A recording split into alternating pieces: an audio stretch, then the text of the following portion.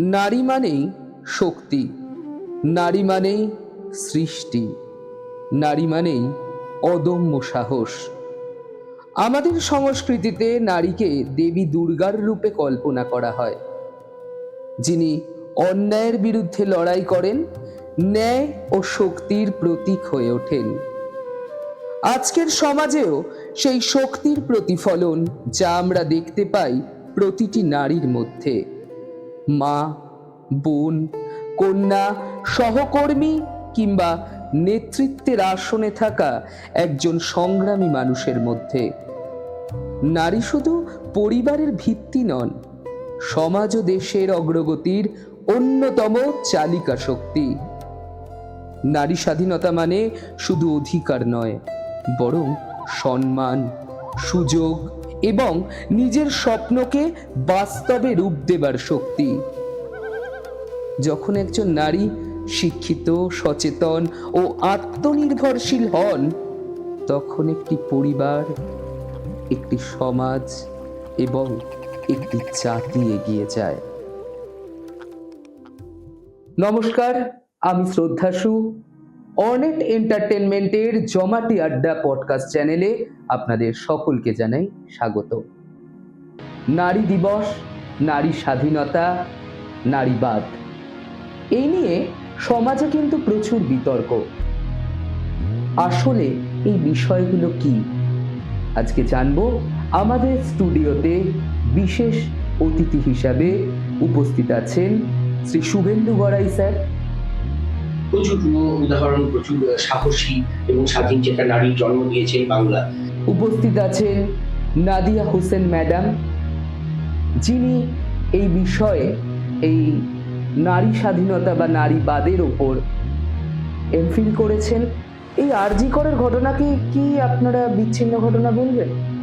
এটা আমাদের বাংলার বুকের ঘটনা বলেই কিন্তু পথে ওই কলকাতার বুকে অত মানুষ, শুধু কলকাতার বুকে কেন, বিভিন্ন জায়গায় অত মহিলা, অত পুরুষ, তারা কিন্তু প্রতিবাদ করেছে এবং তারা কিন্তু দেখিয়েছে যে তাদের একটা ভয়েস আছে। এবং আমরা এটা প্রমাণ করেছি যে আমরা এই ধরনের ঘটনাকে কিন্তু স্বীকৃতি দিই না, আমরা এটাকে চ্যালেঞ্জ করি এই ধরনের ঘটনা যাতে আর না ঘটে। এটা কিন্তু আমরা দেখিয়ে দিয়েছি যে আমরা কতটা রিয়্যাক্ট করতে পারি একটা ঘটনাকে কেন্দ্র করে। এবং শান্তনা ঘোষাল ম্যাডাম। ম্যাডাম, এই ফেসবুক এবং সোশ্যাল মিডিয়ার যুগে একটা জিনিস দেখা যাচ্ছে যে নারীর আঁচল কোথাও গিয়ে ভুলুণ্ঠিত। কারণ আলটিমেটলি টাকাটা ভীষণভাবে ম্যাটার করে। কোথাও গিয়ে সোশ্যাল মিডিয়ায় একটা ভিউজ বা একটা কমেন্ট বা রিচ, এগুলো তাদের কাছে ভীষণভাবেই হয়তো ম্যাটার করছে। সেই কারণেই আজকে এই অবক্ষয় বলা যায়। আমরা শুরু করছি আজকের বিশেষ পডকাস্ট পর্ব। ম্যাডাম, নারী স্বাধীনতা এবং নারীবাদ, এই দুটো বিষয় নিয়ে সমাজে অনেক রকম বিতর্ক দেখতে পাওয়া যায়। আজকে এই নারী দিবসের প্রাক্কালে যদি আপনি বিষয়টাকে একটু বিস্তারিতভাবে বলেন যে এই দুটো বিষয় কি, কিভাবে একে অপরের সাথে সংযোগ স্থাপন করছে। প্রথমেই বলি যে এই নারীবাদ, এই শব্দটা নিয়ে একটা বড় কনফিউশন রয়েছে আমাদের সমাজে। এবং আমি নারীবাদী বা আমি নারীবাদে বিশ্বাস করি, এই কথাটা বললেই কিন্তু প্রথমেই ধরে নেওয়া হয় যে আমরা কোথাও পুরুষের যে অবদান বা তাদের যে রোল, সেটাকে মেনে নিচ্ছি না, বা পুরুষকে আমরা অবমাননা করছি বা তাদেরকে আমরা ডিসরেসপেক্ট করছি। বিষয়টা কিন্তু একদমই এরকম নয়। নারীবাদকে বুঝতে গেলে আমাদের একটা জিনিসকে আগে বুঝতে হবে, সেটা হচ্ছে পুরুষতন্ত্র। পুরুষতন্ত্র আর পৌরুষত্ব একদম আলাদা একটা বিষয়। পুরুষতন্ত্র একটা পাওয়ার গেম। যেমন বিভিন্ন পাওয়ার গুলো কাজ করে সমাজে, পুরুষতন্ত্র ঠিক তেমন ভাবেই কাজ করে। এবং তার যে নেগেটিভ পাওয়ার বা নেগেটিভ এনার্জি, সেটা যে শুধু মহিলাদেরই ক্ষতি করে সেটা নয়, তার সঙ্গে পুরুষরাও কিন্তু ক্ষতিগ্রস্ত তার দ্বারা। আমি একটা এক্সাম্পল দিই। ধরুন আপনি খুবই ডিপ্রেসড, কিন্তু আপনি সেটা বলতে চাইছেন, সমাজে আপনি কিন্তু সেটা বলতে পারবেন না, বা আপনার মনে দুঃখ হচ্ছে, আপনি কাঁদতে চাইছেন, আপনি পারবেন না। কেন না? পুরুষের কাছ থেকে কান্না বা ডিপ্রেশন এগুলো আমরা মেনে নিতে পারি না। এটা কিন্তু পুরুষের উপর নারীবাদ চাপিয়ে দেয়নি, এটা পুরুষের উপর চাপিয়ে দিয়েছে পুরুষতন্ত্র। বা একটা মহিলাকে ঠিক ভালো মহিলা হতে গেলে এরকম এরকম এরকম হতে হবে, এই যে একটা জেন্ডার রোল, এই যে একটা ধারণা তার উপর চাপিয়ে দেওয়া, এটা হচ্ছে পুরুষতন্ত্রের কাজ। তার মানে পুরুষতন্ত্রের দ্বারা শুধুমাত্র নারী নয়, নারী এবং পুরুষ উভয় কিন্তু ক্ষতিগ্রস্ত। আমি একটা এক্সাম্পল দিই। রিসেন্ট একটা ঘটনা ঘটেছিল, সেটা নিয়ে খুব বিতর্ক হয়েছিল। মেরি কম ওনার হাজবেন্ড সম্বন্ধে বলেছিলেন যে আমার বাড়ির পুরুষ, সে কিন্তু বাইরে বেরিয়ে কাজ করে না, উপার্জন করে না, সব টাকা আমি রোজগার করি, উনি সারাদিন বাড়িতে পড়ে থাকে। এই যে বিষয়টা, এই ধারণা তখন রেলে করে উঠলো, সমাজের অনেকে নেটিজেন্সরা বলছে আরে তাহলে এটা কি নারী স্বাধীনতা? এটা কিন্তু নারী স্বাধীনতা বা নারীবাদ নয়, এটা পুরুষতন্ত্র। পুরুষতন্ত্র ঠিক করে দিয়েছে যে একজন পুরুষকে বাইরে বেরিয়ে উপার্জন করে আনতে হবে এবং একটা নারীর থেকে তাকে বেশি উপার্জন করতে হবে। তো এই হচ্ছে পুরুষতন্ত্রের সমস্যা, যেগুলো বারবার পুরুষের উপর এবং মহিলার উপর নানা রকম জেন্ডার এক্সপেকটেশনকে চাপিয়ে দেয়। এবং নারী স্বাধীনতা হচ্ছে নারীবাদের আউটকাম। নারীবাদের বিশেষ কাজ হচ্ছে এই যে সমাজে নারীর অবদানটাকে তুলে ধরা, কোথাও পুরুষের অবদানকে অবমাননা বা অস্বীকার করা নয়, বরং সেটা হচ্ছে যে মহিলাদের যে অবদান, সেটা ইতিহাসে হোক, সায়েন্সে হোক, বিভিন্ন স্তরে যে অবদান, সেগুলোকে তুলে ধরা। তাই নারীবাদ আর নারী স্বাধীনতা মানে খুবই রিলেটেড, একসাথে একে অপরকে ছাড়া এটা কাজ করতে পারে। আচ্ছা, এই যে ম্যাডাম আপনি বললেন এই মাত্র যে পুরুষ যদি কম অর্থ উপার্জন করে এবং তার থেকে যদি তার স্ত্রী বা তার বাড়িতে যিনি রয়েছেন তিনি যদি বেশি অর্থ উপার্জন করেন, সেক্ষেত্রে অনেক সময় দেখা যায় যে একটা মেল ইগো কাজ করে। এই মেল ইগোটা সমাজের নারীদের ক্ষেত্রে কতটা হানিকারক হতে পারে আমরা দেখছি বিভিন্ন ঘটনায়, তো এটা যদি একটু বলেন। দেখুন, আমরা তো বারে বারেই দেখেছি যে বিভিন্ন ঘটনা আমরা দেখেছি যেখানে মহিলা বাড়ির পুরুষের থেকে বেশি উপার্জন করছে। প্রথমেই যেটা করা হয়, তার সেই উপার্জনের রাস্তাটাকে বন্ধ করে দেওয়া হয় এবং তাকে বলা হয় সে যাতে বাইরে না বেরোয়, যেটা আমরা দেখে এসেছি বারবার। তাকে একটা জায়গায় সীমাবদ্ধ করে রাখা, তাকে চাকরি করতে না দেওয়া, এটা তো আমাদের সমাজে হয়ই, আমরা জানি। এবং সেটা ভয়ঙ্কর রূপও কখনো কখনো ধারণ করে। ডোমেস্টিক ভায়োলেন্স তার একটা মানে কারণ। এবং আমরা রিসেন্ট একটা ঘটনা দেখেছিলাম, হরিয়ানাতে ঘটনাটা ঘটেছিল, যেখানে একজন বাবা নিজের মেয়েকে, 25 বছর বয়সের মেয়ে, সে একজন প্লেয়ার, তাকে 4 বার শুট করলেন। কেন না, বাইরের লোক তাকে বারে বারে বলেছে তোর মেয়ে এত উপার্জন করছে, তুই মেয়ের টাকায় খাচ্ছিস। শুধু এই কারণে সে এসে তার মেয়েকে মেরে দিচ্ছে। হাজব্যান্ড ওয়াইফের মধ্যে ডোমেস্টিক ভায়োলেন্স তো হয়ই, বাবা মেয়ের মধ্যেও মেল ইগো কাজ করছে। এটা তো বাইরের, পশ্চিমবঙ্গের বাইরের ঘটনা। তো পশ্চিমবঙ্গে এই যে ঘটনা বা এই যে মেল ইগো বা নারী স্বাধীনতা, এই জায়গা থেকে যদি দেখা হয়, পশ্চিমবঙ্গের নারীরা কতটা স্বাধীন? এই বিষয়ে আমি বলবো যে বাকি স্টেটের থেকে আমাদের বাঙালিদের মানসিকতা, যদি পুরুষতন্ত্রের ক্ষেত্রে বলি বা নারী স্বাধীনতার ক্ষেত্রে বলি, সেটা অনেকটাই আলাদা। সেটা আলাদা করে বলার কিছু নেই, আমরা সবাই জানি সেটা। তো সেক্ষেত্রে বাংলার নারী অনেকটাই বেশি স্বাধীন আমার মনে হয়। এবং বাংলা কিন্তু একটা ফেমিনিস্ট একটা আইডিওলজিতে কিন্তু বিশ্বাস করেছে চিরদিনই। সেটা আমাদের ডেটি দুর্গা, আমাদের অন্য স্টেটের সাথে যদি আপনি তুলনা করেন, সেখানে কিন্তু একটা পেট্রিয়ার্কাল স্ট্রাকচার কাজ করে। তো বাংলাতে কিন্তু পেট্রিয়ার্কি কোনোদিনই সেইভাবে বাঁধাচাড়া দিয়ে উঠতে পারেনি। এটা চিরকালই একটা ফেমিনাইন স্টেট।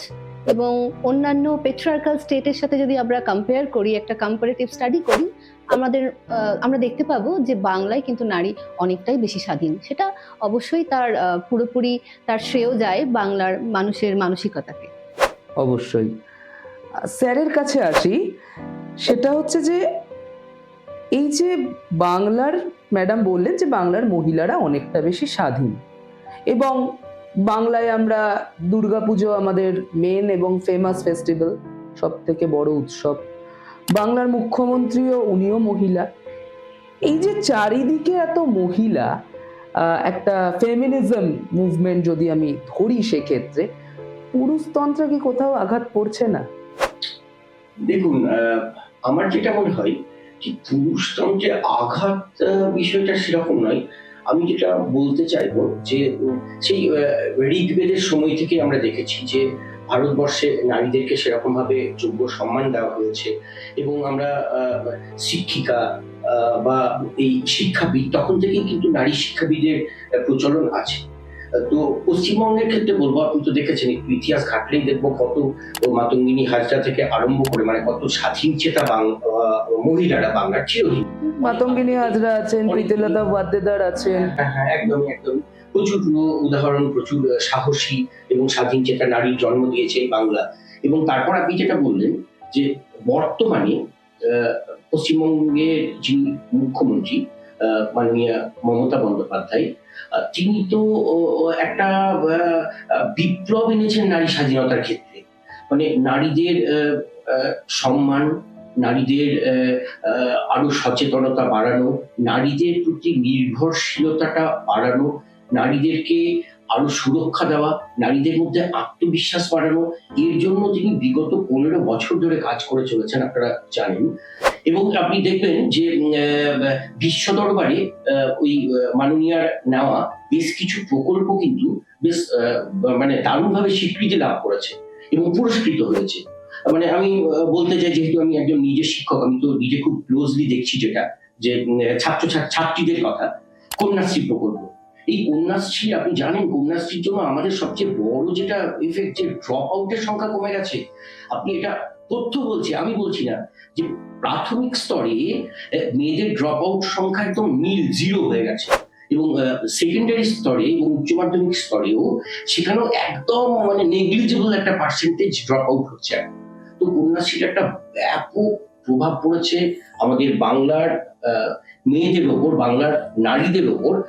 ওদের আত্মবিশ্বাস অনেকটা বেড়েছে, ওরা একটা নতুন করে স্বপ্ন দেখতে পারছে যে না, আমি নিজের পায়ে বাবা মায়ের ওপর নির্ভর না করে, পুরো পরিবারের ওপর আর্থিক বোঝা না দিয়ে, যেটা আমাদের দীর্ঘদিনের একটা ধারণা ছিল যে না, কন্যা সন্তান আসা মানে একটা বাড়িতে বার্ডেন হয়ে যাওয়া, এই মিথটাকে মমতা বন্দ্যোপাধ্যায় সম্পূর্ণরূপে ভাঙতে পেরেছেন এই কয়েকটা মাত্র প্রকল্পের মাধ্যমে, তার মধ্যে অন্যতম কন্যাশ্রী। এবং আরো আছে, আমি পরবর্তীতে আরো অন্যান্যগুলো আমি সুযোগ পেলে বলবো।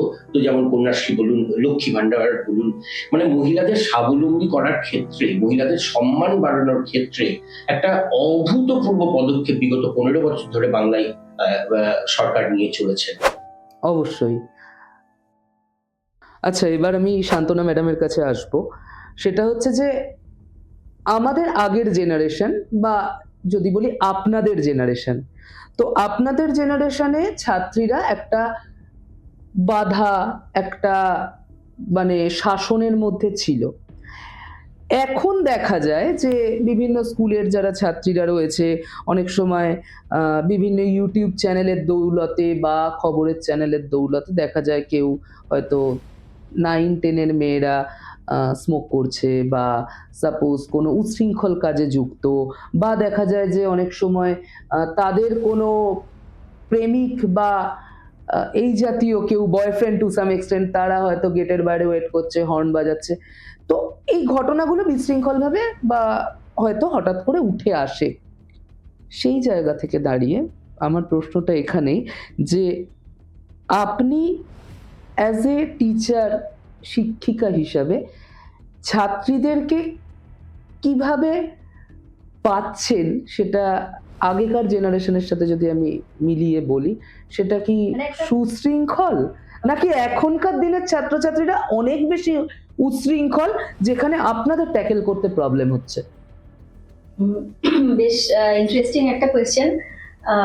শিক্ষিকা হিসেবে আমরা এরকম সত্যি এই যে একটা পুরোপুরি একটা তুলনামূলক আলোচনা, সত্যি আমরা দেখে আসছি এটা, কিন্তু আমাদের জেনারেশনেই বলুন বা আমি যখন থেকে শিক্ষিকা হিসেবে কাজ করছি সেই সময়ের শুরুটার দিকে বলুন, আর এখনকার স্টুডেন্টদের মধ্যে, বিশেষ আমি তো একটি গার্লস স্কুলের শিক্ষিকা, তো মেয়েদের মধ্যে সত্যি একটা বেশ বড় রকমের তফাৎ কিন্তু নজরে পড়ে। তো আমাদের সময়টাতে রেসপেক্টের জায়গা থেকে টিচারদের আমরা যে চোখে দেখতাম, সেই জায়গা থেকে একটা শ্রদ্ধা মেশানো ভয়ও কাজ করতো। সেই জন্য আমরা হয়তো তাদের কথা মতো সবসময় চলতাম, বা সত্যি সত্যি ভালো স্টুডেন্ট কিভাবে হতে হয় এগুলো আমরা ছোট থেকে শিখেছি, জেনেছি, সেইভাবেই নিজেদেরকে নিয়ে যেতাম। তো একটা সুশৃঙ্খল একটা পরিবেশের মধ্যেই বড় হয়েছি এবং সেই রকম দেখেছিও চারপাশে। তবে এখন ছোট ছোট কিছু কিছু ঘটনা এমন চোখে পড়ছে, একদম আপনি যেমন বলছেন যে ওই মানে খুব সাংঘাতিক কিছু না হলেও বেশ ছোট ছোট ঘটনা আমাদেরকে বুঝিয়ে দিচ্ছে যে মেয়েরা কিন্তু আগের থেকে অনেক বেশি বিশৃঙ্খল একটা ইয়ের মধ্যে চলে যাচ্ছে। রিসেন্টলি আমাদের স্কুলেই একটা ঘটনা ঘটেছে, আমি একটু শেয়ার করি সেটা।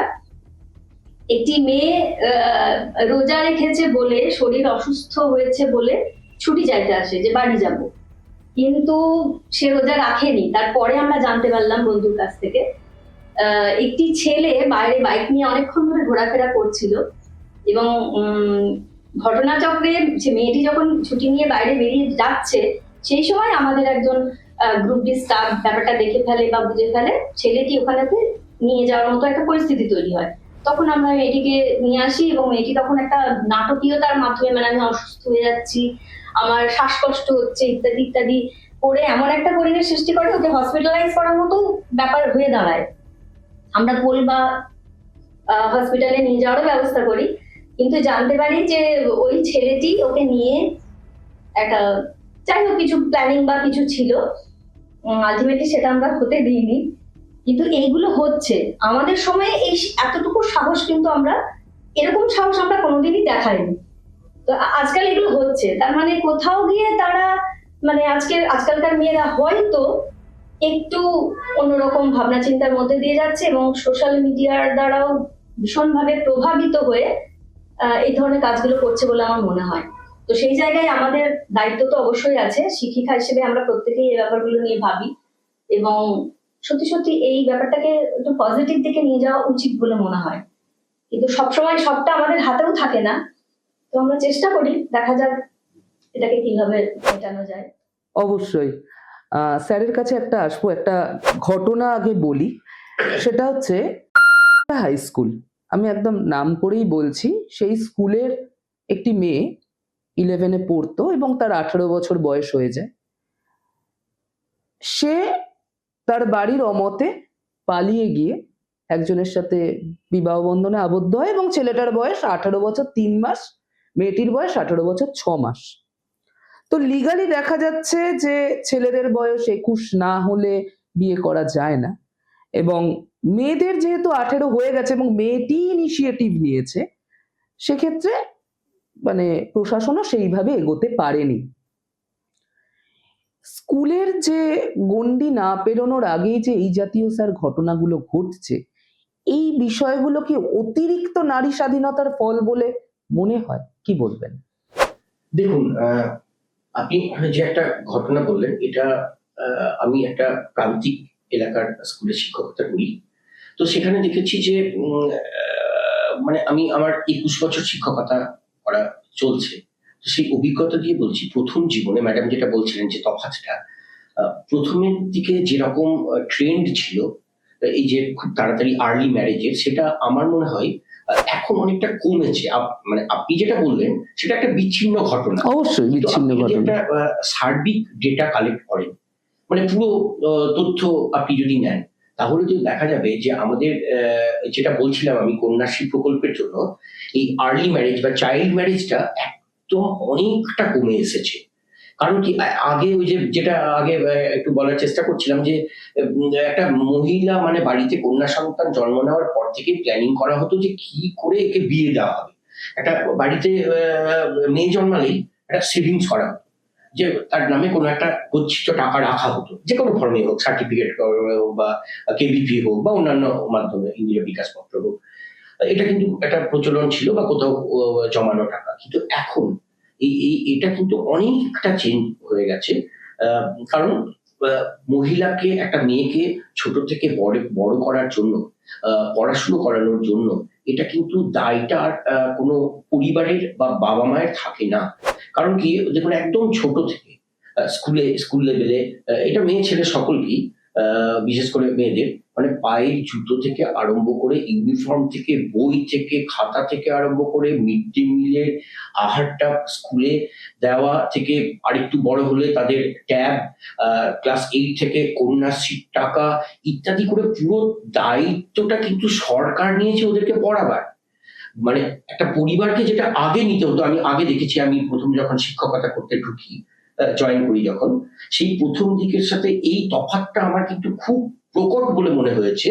এখন কিন্তু মেয়েরা আর কোনো বোঝা নয়, তাদের সম্পূর্ণ দায়টা, ইভেন একটু দূরে থেকে যাদের আসা যাওয়া করতে হয় তাদের জন্য সেই বাহনটিও একটা সাইকেল, সেই সাইকেলও পর্যন্ত সবুজ সাথী প্রকল্পের মাধ্যমে সরকার দিচ্ছে। তো এই যে এত সব দায়িত্বটা সরকার নিচ্ছে, এতে মহিলাদের মধ্যে আত্মবিশ্বাস এসেছে, পড়াশোনার হার বেড়েছে, ড্রপ আউটের হার কমেছে, এবং মানে পুরোটা দেখতে গেলে কিছু কিছু ক্ষেত্রে আপনি যেরকম যে উদাহরণটা দিলেন, এরকম ব্যতিক্রম দেখুন চিরদিনই ছিল, সেরকম আজও আছে। আপনার প্রশ্নটা ছিল এটা কি কোথাও নারী স্বাধীনতার ফল? আর দেখুন আপনার প্রশ্নটার মধ্যেই উত্তরটা রয়েছে। মেয়েটি কিন্তু একটি পুরুষকে বিয়ে করেছে, নারীকে নয়, মানে দুজন নারী ইনভলভ তা নয়, কিন্তু আমাদের পুরো যে আমাদের যে দেখার পদ্ধতিটা ঘুরে গেল নারী স্বাধীনতার দিকে। এটার কোনোভাবেই এর জন্য নারী স্বাধীনতা দায়ী নয়, এটার জন্য দায়ী হচ্ছে আমাদের সমাজের যে পরিবর্তন।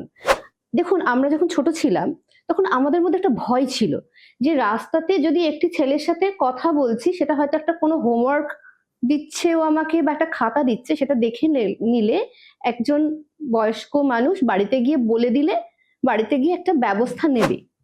সেই ব্যবস্থা নেওয়াটা কোথাও বন্ধ হয়ে গেছে। সেটারও কারণ আছে। কেন না, বাড়িতে সে যখন যাচ্ছে দেখা যাচ্ছে সেইখানেও অধঃপতন হয়েছে, তার মানে সমাজের একটা ওভারঅল অধঃপতন হয়েছে, এবং তার ফলেই কোথাও এই বেপরোয়া অ্যাটিটিউডটা ছেলে মেয়েদের মধ্যে দেখা যাচ্ছে। এটা কিন্তু নারী স্বাধীনতার ফল নয়। মানে আমরা ওই সেই মানে একটা তালিবানি আইডিয়াল একটা কখনোই মনে করবো না যে এটা একটা সমাধান। ঠিক আছে, মানে নারী স্বাধীনতাকে কোথাও কন্ট্রোল করে সমাজকে গড়ে তোলা যায় না, এবং সেই জন্য আমার মনে হয় এটা নারী স্বাধীনতার সাথে কোনোভাবেই রিলেটেড নয়। অবশ্যই। এই যে বয়সটা 18 আর 21, এটা কি কোনোভাবে 18টা 21 করা যেতে পারে মেয়েদের ক্ষেত্রে?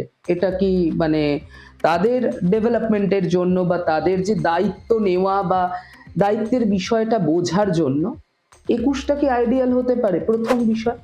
দ্বিতীয় বিষয়, এটা কি সম্ভব যে এই যে মেয়েদের জন্য অনেক প্রান্তিক এরিয়া রয়েছে বা স্কুলস রয়েছে যেখানে মেয়েদের প্রপার কাউন্সিলিংটা দরকার?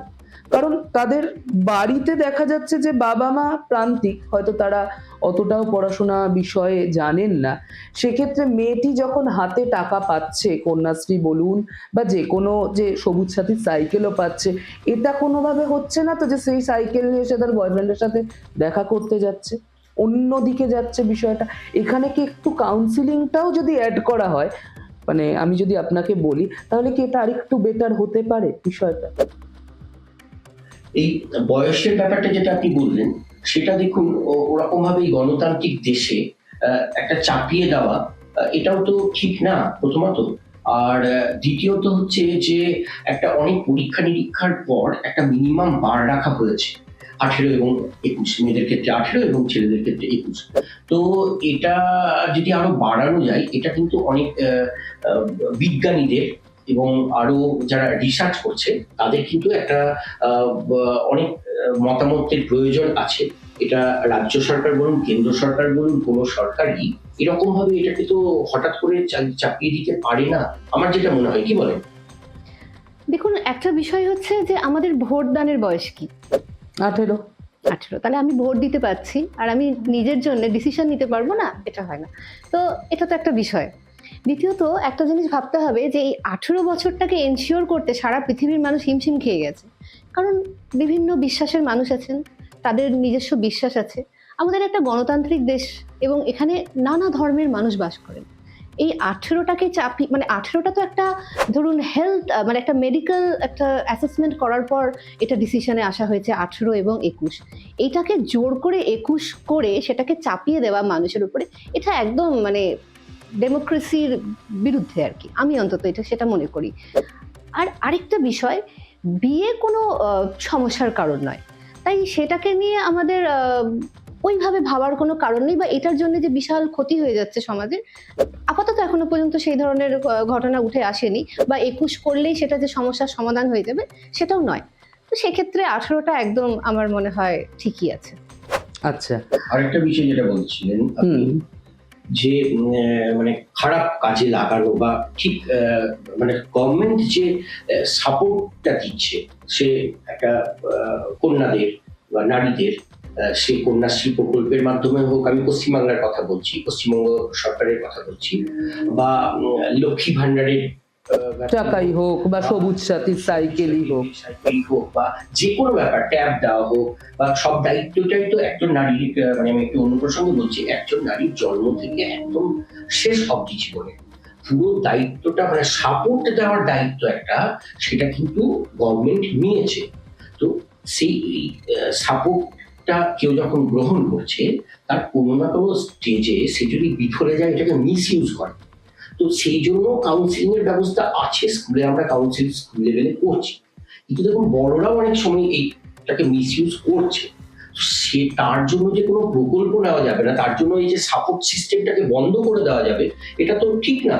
কারণ এটা এই যে আর্থিক সাহায্য যেটা বলুন আপনারা, অনুদান যেটা দেওয়া হচ্ছে, গভর্নমেন্ট যেটা দিচ্ছে বিভিন্ন ক্ষেত্রে, তো সেটা তো তাদেরকে স্বাবলম্বী হওয়ার জন্য, তাদেরকে আরেকটু সাপোর্ট করার জন্য, সে যে কাঙ্ক্ষিত লক্ষ্যে যাতে পৌঁছাতে পারে, সেই জন্যই তো দেওয়া হচ্ছে। অবশ্যই। তো সেই জায়গায় দাঁড়িয়ে যদি কেউ মিস ইউজ করে এই টাকাটা, সেটার দায়িত্ব আর গভর্নমেন্টের নয়। তবে আমাদের, আপনি যেটা বললেন কাউন্সিলিং, সেই কাউন্সিলিং ছাত্র মানে স্টুডেন্টদের এটা হয়, এটা করা হয়, তো আরো ব্যাপক হারে করা উচিত। আরো অ্যাওয়ারনেস, যারা মিস ইউজ করছে এটাকে, ঠিক মতো কাজে লাগাচ্ছে না, এই গভর্নমেন্টের সাপোর্ট সিস্টেমটাকে ঠিক মতো মানে ঠিক পথে তারা নিয়ে যাচ্ছে না, ইউটিলাইজ করছে না, তাদের ক্ষেত্রে কিন্তু কাউন্সিলিং তো অবশ্যই প্রয়োজন। যত বেশি কাউন্সিলিং করা যায় তত তো ভালো হয়। তার মানে স্যার এই জায়গাটা হয়তো বলতে চাইছেন যে আমি 500 টাকা অনুদান পেলাম, এই 500 টাকা অনুদান দিয়ে আমি একদিনের মধ্যে সেটা খরচ করতে পারি, অথবা এই 500 টাকা অনুদান পাওয়ার পর এই যে টাকাটা দিয়ে আমি একটা কিছু হয়তো প্রোডাক্ট টু সাম এক্সটেন্ট হয়তো আমি তুললাম, তোলার পর সেটা নিয়ে আমি আস্তে আস্তে বিজনেসটাকে আমার মতো করে আমি সাজাচ্ছি, সেটা হওয়াটা উচিত। এটা কিন্তু আলটিমেটলি মিস ইউজ নয়। গভর্নমেন্টের যে প্রকল্পগুলো, সেই প্রকল্পগুলোকে নিয়ে এবং সেই প্রকল্পগুলোকে ব্যবহার করে তুমি যাতে তোমার কাঙ্ক্ষিত লক্ষ্যে স্বাবলম্বী হিসাবে এগোতে পারো এবং কাঙ্ক্ষিত লক্ষ্যে পৌঁছতে পারো, সেটাই কিন্তু পশ্চিমবঙ্গ সরকার করছে। এবং তার সাথে অবশ্যই সাপোর্ট সিস্টেম হিসাবে রয়েছে ছাত্রীদের বা ছাত্রদের কাউন্সিলিং সিস্টেম। ম্যাডাম, এই ফেসবুক এবং সোশ্যাল মিডিয়ার যুগে একটা জিনিস দেখা যাচ্ছে যে নারীর আঁচল কোথাও গিয়ে ভুলুণ্ঠিত, এবং আমরা সোশ্যাল মিডিয়া স্ক্রল করলে অনেক সময় দেখতে পাই যে বাড়ির যারা গৃহকর্ত্রী, গৃহিণী, ছাত্রীরা, তারা এমন কিছু ভাবে নিজেকে শো অফ করছে বা শোকেস করছে, যেটা কোথাও গিয়ে সমাজের কল্যাণকর তো নয়, হয়তো অনেক ক্ষেত্রে হানিকারক। এবং নিজেকে রিচ পাওয়ানোর জন্য, নিজেকে আরো সোশ্যাল মিডিয়ায় ব্যাপ্তি পাওয়ার জন্য, কিছু পয়সা উপার্জনের জন্য তারা এগুলো করছে। এই বিষয়ে আপনার কি মতামত? এটাই কি নারী স্বাধীনতা? না, একেবারেই নয়। নারী স্বাধীনতা এটাকে আমরা ঠিক বলতে পারি না, কিন্তু তাও একটা মেয়ে স্বাধীন যখন, তখন কোথাও গিয়ে তো তার পোশাক আশাক, তার রুচিবোধ সবকিছু তো নিজের চয়েসের উপর হবে। এবার সেটা হয়তো সমাজকে একটা ভুল বার্তা দিচ্ছে, সেই জায়গাটাকে বাদ রেখে বাকিটা তো তার স্বাধীনতা। মানে কোথাও আমরা মেনে নিচ্ছি, মানে আমরা অ্যাকসেপ্ট করে নিচ্ছি। এই অ্যাকসেপ্টেন্সের জায়গাটা তৈরি করেছে হয়তো মিডিয়া বা আমাদের আশেপাশের সবাই, আমরাই। তো সেই জায়গা থেকে আবার আগের অবস্থায় ফিরিয়ে আনা হয়তো খুব টাফ এই সোশ্যাল মিডিয়ার যুগে, কারণ আলটিমেটলি টাকাটা ভীষণভাবে ম্যাটার করে। কোথাও গিয়ে সোশ্যাল মিডিয়ায় একটা ভিউজ বা একটা কমেন্ট বা রিচ, এগুলো তাদের কাছে ভীষণভাবেই হয়তো ম্যাটার করছে, সেই কারণেই আজকে এই অবক্ষয় বলা যায়। তার মানে এই বিষয়টাকে ম্যাডাম বললেন অবক্ষয়, তো আপনি কিভাবে দেখছেন? আপনার প্রশ্নটা ছিল এটা কি কোথাও নারী স্বাধীনতার জন্য হয়েছে নাকি? এটা নারী স্বাধীনতার একটা অপব্যবহার। দেখুন, ধরুন বাড়িতে ঘরের মধ্যে জল আসছে, ঠিক আছে, আমাকে জানতে হবে জলটা কোথা থেকে আসছে, আমাকে ঠিক সোর্সটাকে গিয়ে বন্ধ করতে হবে। এখানে একটা বিষয় আছে, কনজিউমার প্রোডাক্ট। অবশ্যই আপনার মার্কেটে সেই প্রোডাক্টই অ্যাভেলেবল হয় যেটার জন্য কনজিউমার আছে। যদি কনজিউমার না থাকে তাহলে কিন্তু প্রোডাক্ট থাকবে না।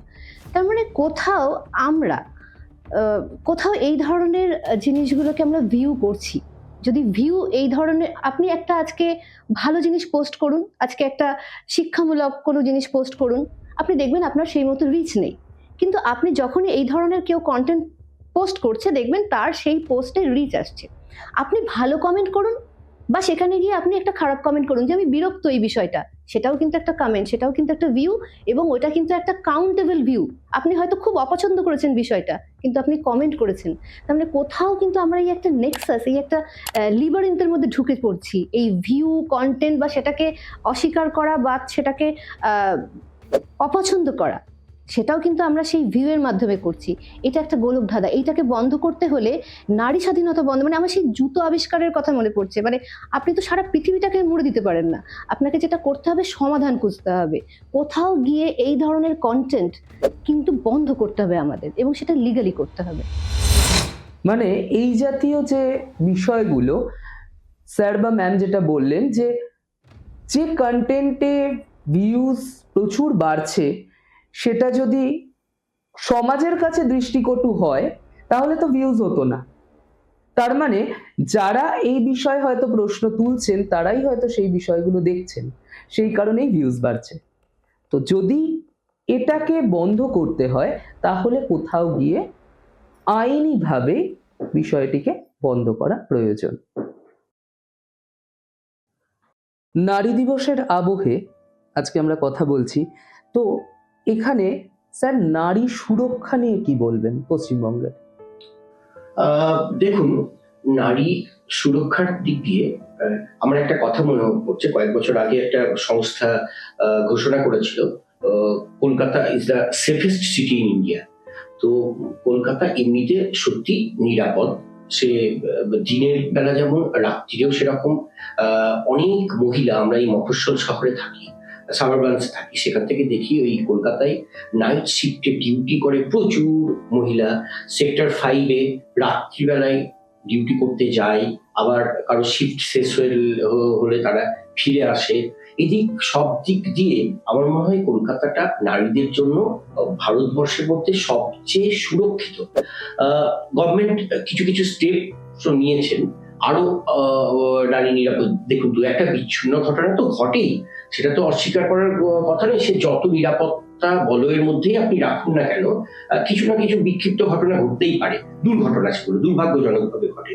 কিন্তু এই যে পিঙ্ক বুথ একটা কনসেপ্ট, মানে হাইওয়েতে বড় রাস্তার উপরে একটা এসআই র্যাঙ্কের অফিসার সহ পিঙ্ক বুথের ব্যবস্থা করা হয়েছে, রাত্রিরে যাতে নারীদের মানে কোন রকম কোনো অবমাননা, লাঞ্ছনা বা নির্যাতন কেউ করতে না পারে এর জন্য। এবং বাইকে একটা বাহিনী, মহিলা পুলিশের একটা বাহিনী কিন্তু টহল দেয়, যাতে এই রাত্রেবেলা মহিলাদের কোনো রকম নিরাপত্তাজনিত অসুবিধা না হয়। তাই তো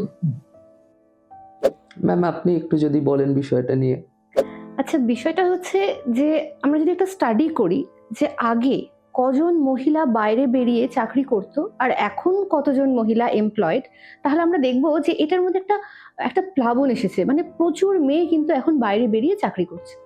আমাদের মনে আছে একটা সময় ছিল, বাবারা বলতেন যে দেখ বেরোচ্ছিস 5টার মধ্যে বাড়ি আসবি, ভয় করে। তো ভয় যদি থাকে তাহলে কিন্তু ডেভেলপমেন্ট হবে না। সরকার সেটাকে এনশিওর করেছে, এবং একটা রিপোর্ট অনুযায়ী, এনসিআরবির একটা 2023 রিপোর্ট অনুযায়ী Kolkata has been declared one of the safest metros. তো মোটামুটি অন্য জায়গার সাথে কম্পারেটিভলি কলকাতা কিন্তু অনেকটাই সেফ।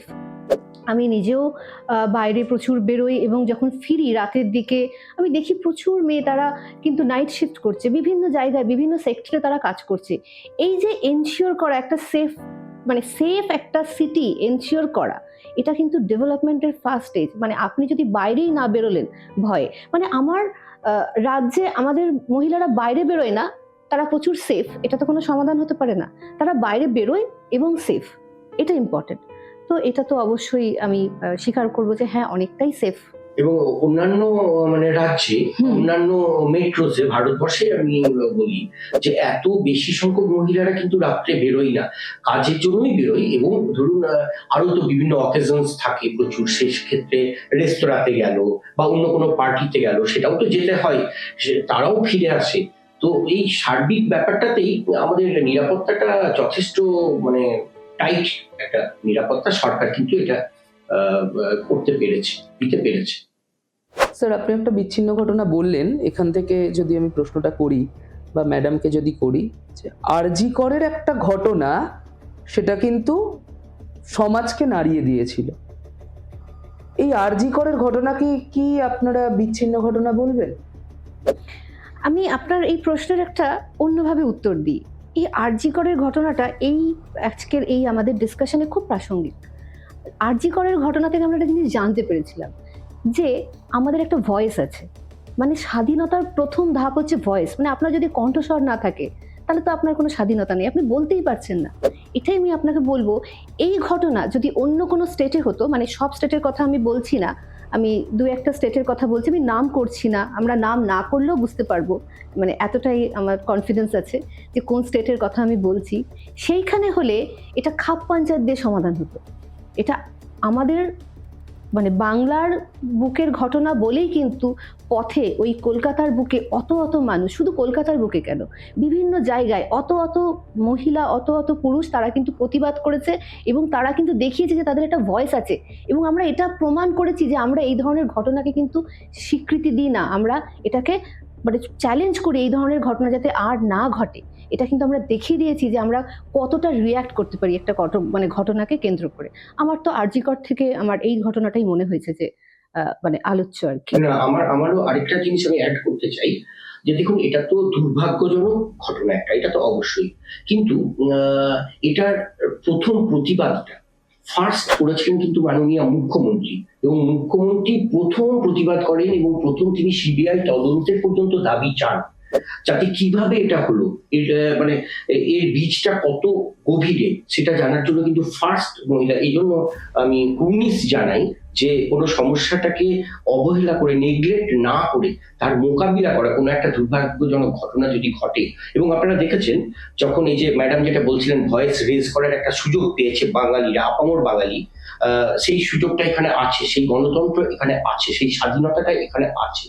তো সেই একসময় একটা ধর্ণা মঞ্চে মাননীয় মুখ্যমন্ত্রী সরাসরি ধর্ণা মঞ্চে চলে গেছিলেন ওই আন্দোলনকারীদের সাথে কথা বলতে, যে ঠিক তারা কি চাইছে, কি স্টেপ কি নেওয়া যেতে পারে, তাদের দাবিটা কি, সেটার জন্য কথা বলতে একা কিন্তু উনি চলে গেছিলেন। তো আরজি কর কাণ্ডের মতো ঘটনা যাতে পশ্চিমবাংলায় কখনো না ঘটে, তার জন্য গভর্নমেন্ট কিন্তু অনেক তার পরবর্তী সময়ে আরো বেশি নিরাপত্তাটাকে আরেকটু মানে আঁটোসাঁটো করেছে। এটা একটা। আর তার পরে পরেই ওই রাতের সাথী অ্যাপ, এই ধরনের যে অ্যাপ, মানে মহিলাকে সুরক্ষা দেওয়ার জন্য, মানে যাতে রাতটাও আমার সেফ হয়। মানে রাতে আমি বেরোবো না এটা তো সমাধান নয়, আমি রাতে বেরোবো এবং আমার সেই রাতটা সেফ থাকবে, তার জন্য যে প্রকল্প রয়েছে বা পুলিশের যে অবদান, এটা তো অবশ্যই আমাদেরকে মানতে হবে। অবশ্যই আরজি করের ঘটনা হতে পারে দুর্ভাগ্যজনক একটি ঘটনা, কিন্তু তারপরেও সেটাকে অবহেলা না করে সেটার থেকে শিক্ষা নিয়ে গভর্নমেন্টের যে দূরদর্শিতা এবং পুলিশের যে অ্যাক্টিভিটি, সেটা কিন্তু চোখে পড়ার মতো।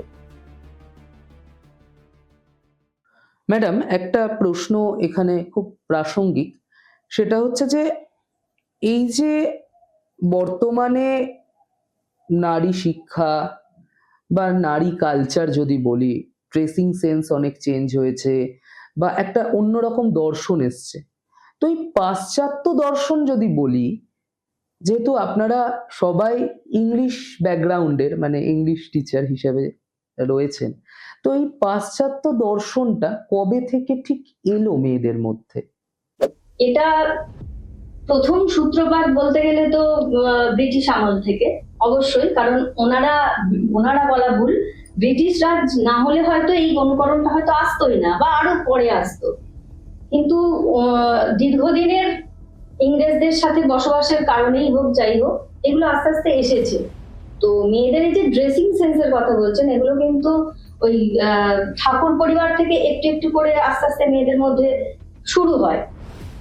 আমাদের তো ট্র্যাডিশনালি আগে মেয়েরা কি করতো, কাঁচুলি পরা ছাড়া, সামান্য কিছু পরিধান ছাড়া এমন কিছু ছিল না। একটু বড় হলেই তারা শুধুমাত্র শাড়ি পরতো, এবং শুধুমাত্রই শাড়ি। সেই জায়গা থেকে ঠাকুর পরিবারের বধূরা, রবীন্দ্রনাথ ঠাকুরের মেজ বৌদি, সেজ বৌদি জ্ঞানদা নন্দিনী, উনি প্রথম বলতে গেলে এই ব্যাপারটা, এই স্টাইলটা আস্তে আস্তে আনেন, তারপরে পরিবারের সকলেই।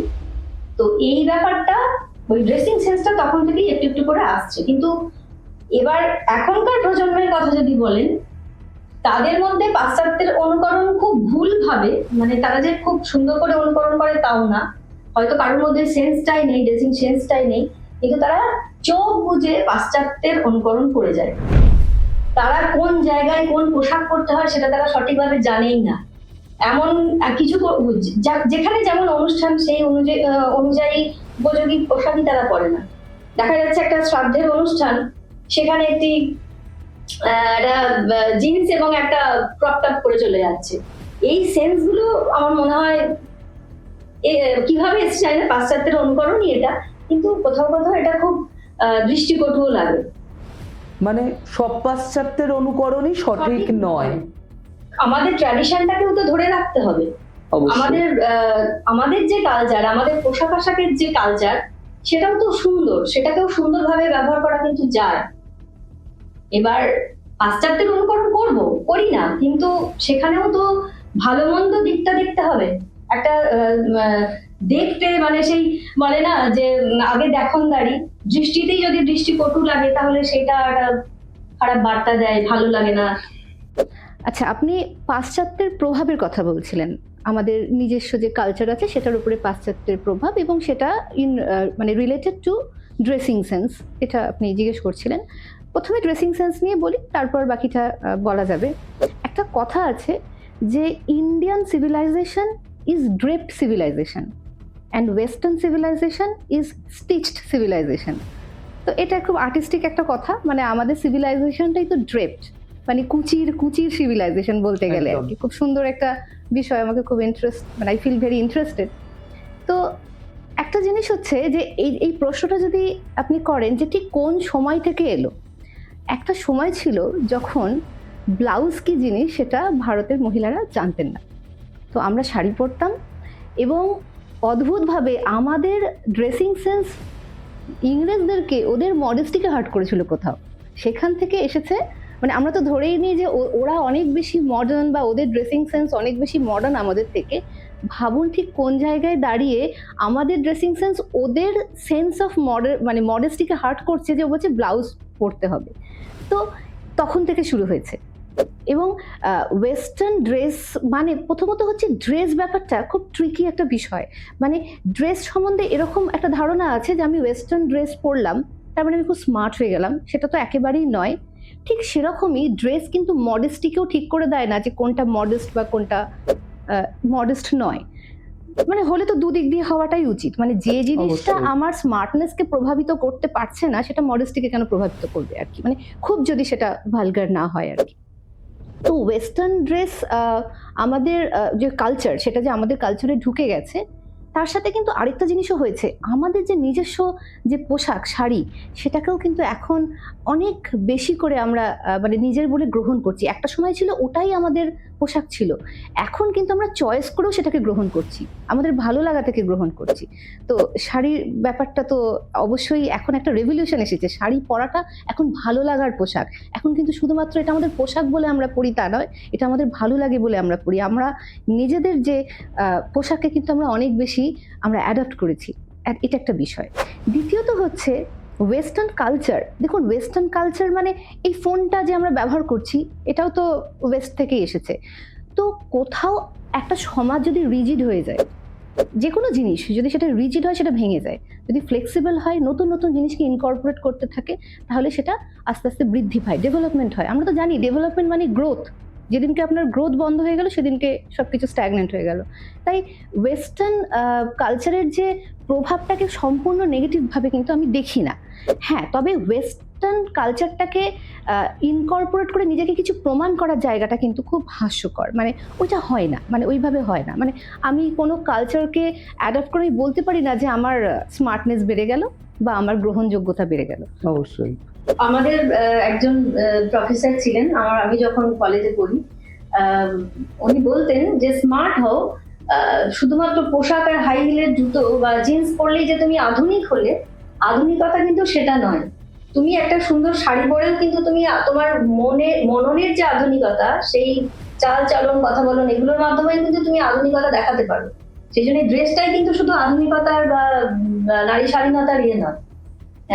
জিন্স টপ বা একটা হাই হিল পরেও আধুনিক হওয়া যায়, কিন্তু আবার শাড়ি পরেও আধুনিক হওয়া যায়, এবং স্বাধীনতা আছে এটাও প্রমাণ করা যায়। হ্যাঁ, আর ওই মডার্ন ব্যাপারটা যেটা আর কি, মডার্ন মানে তো দেখুন আমরা কিন্তু অনেক বেশি মডার্ন, মানে এরকম ভাবার কোনো কারণ নেই যে ওয়েস্ট মানেই মডার্ন আর ইস্ট মানেই একদম মডার্ন নয়, বরং আমরা অনেক বেশি, আমাদের ইতিহাস যদি আপনি দেখেন আমরা কিন্তু অনেক বেশি মডার্ন, অনেক আগে থেকে মডার্ন আর কি।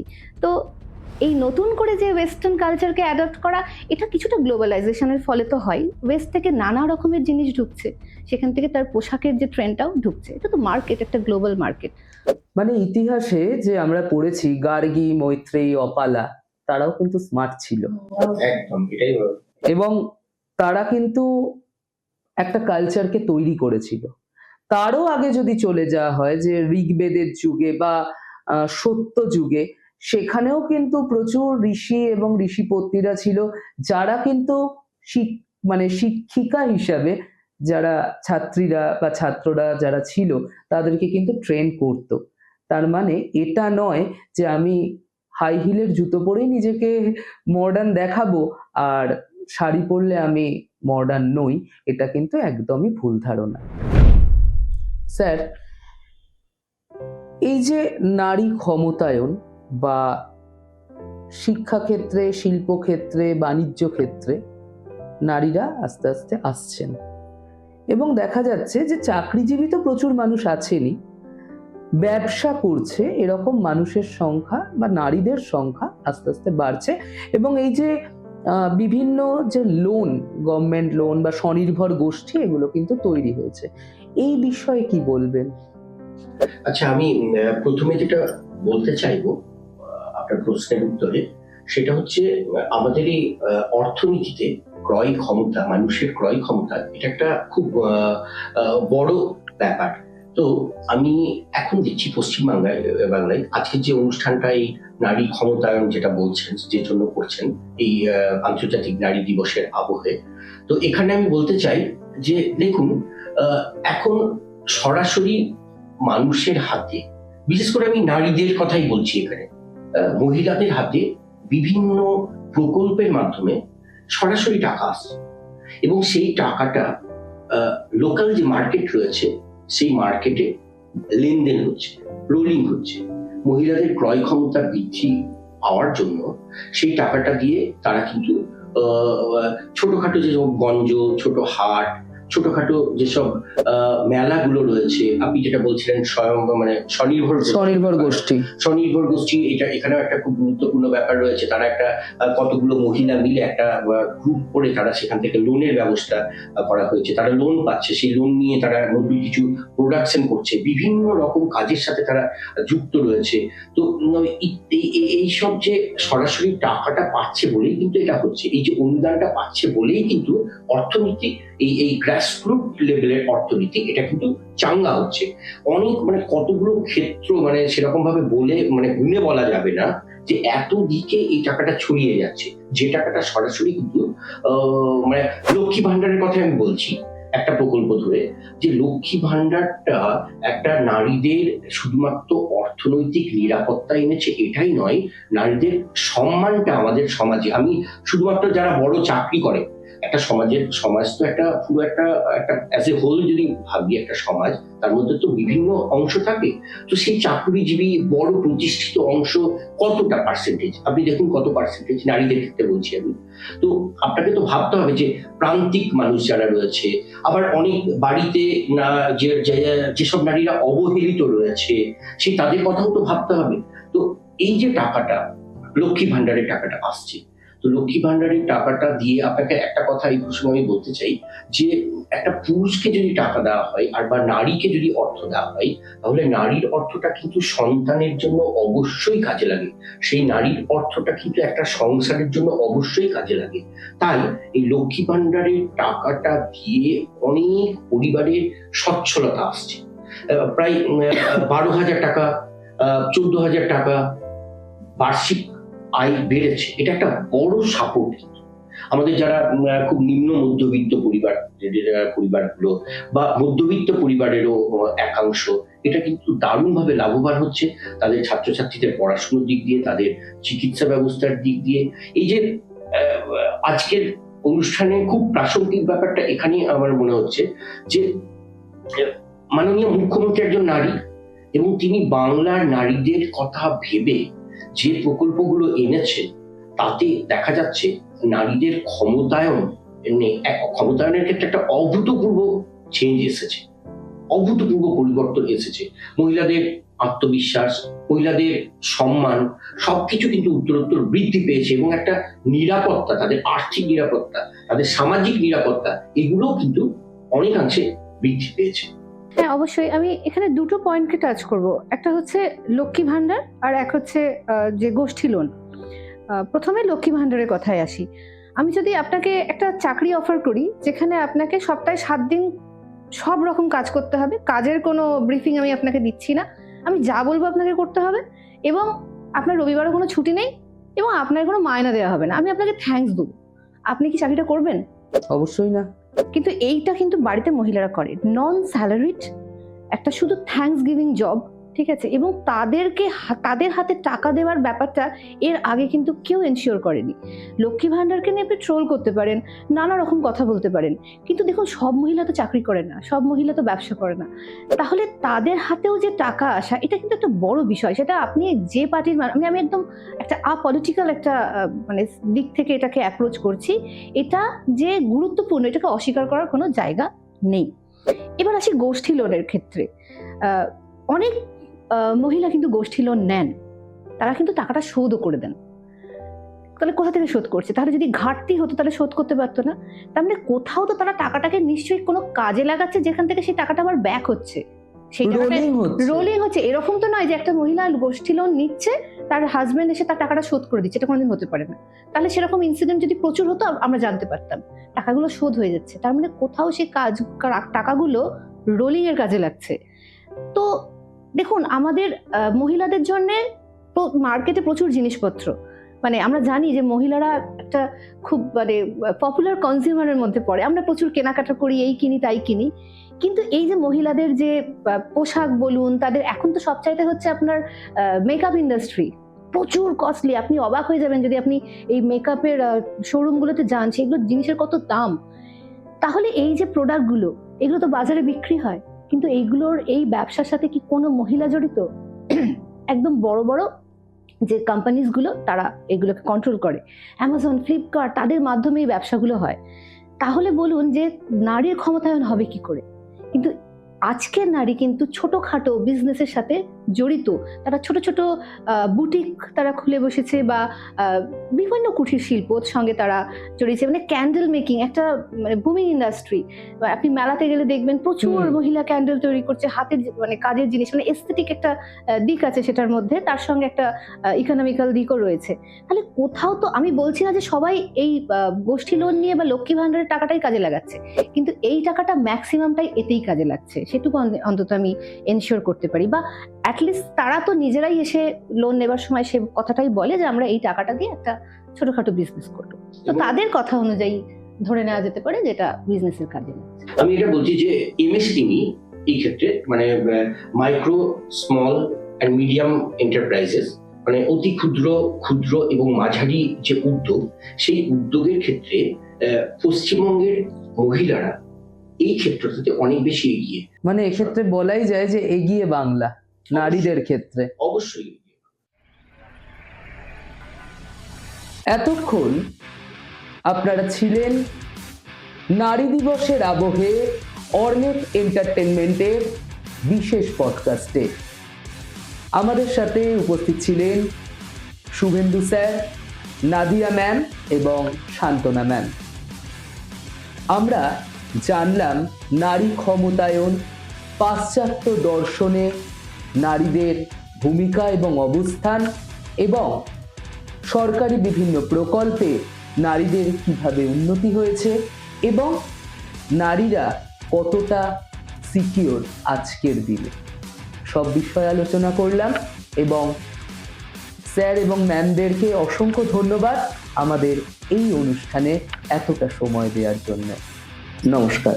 নমস্কার, আপনাদেরকেও ধন্যবাদ এই আন্তর্জাতিক নারী দিবসের এই আবহে এত সুন্দর একটা অনুষ্ঠানে আমাদেরকে আমন্ত্রণ জানানোর জন্য।